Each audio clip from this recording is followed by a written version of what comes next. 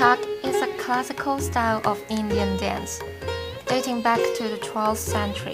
The term Kathak means to tell a story. Kathak movements are heavily influenced by Islamic and Hindu cultures, and therefore tell many Islamic and Hindu stories. In its early days, the dance was mainly performed by men in temples for worship, although that changed as it was accepted into the courts during the Mughal period between 1520 and 1760, where courtesans used Kathak to entertain the nobles. It was near the end of this time period the schools began to form. Costuming for Kathak is very beautiful. Traditionally, the women wear bright-colored silk pants under a skirt that was transparent and a scarf covering their hair. They also wore jewelry that came down the center of the head and rested on their forehead, along with a lot of necklaces and a few bracelets. Their hands were often painted with henna.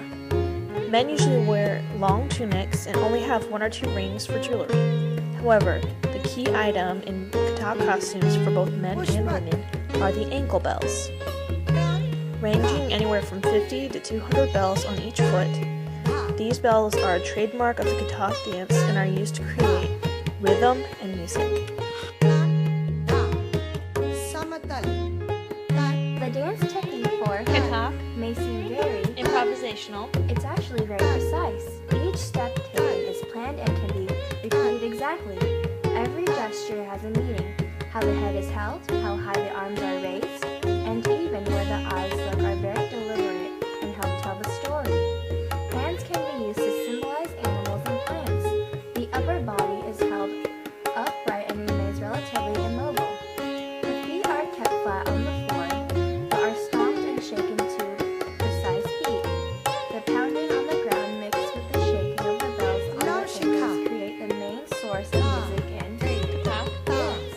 A dancer of Kathak will often remain within a smaller area of the stage because Kathak is less concerned with the coverage of floor space than with the noise it makes. Kathak Can be performed either with instruments or just with the dancer making his or her own music. The most common instruments are usually drums. They help keep the rhythm of the dance and keep their unique notes in nice contrast of the high pitch of the bells.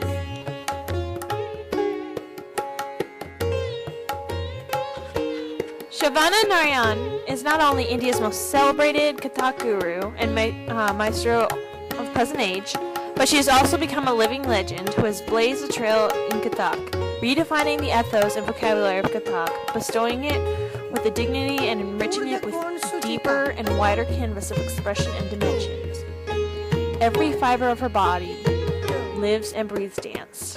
Her performances are intimate yet pristine. A consummate artist and choreographer, a revered guru to her discipline, and an intellectual, she combines artistry with a keen observation and humanism.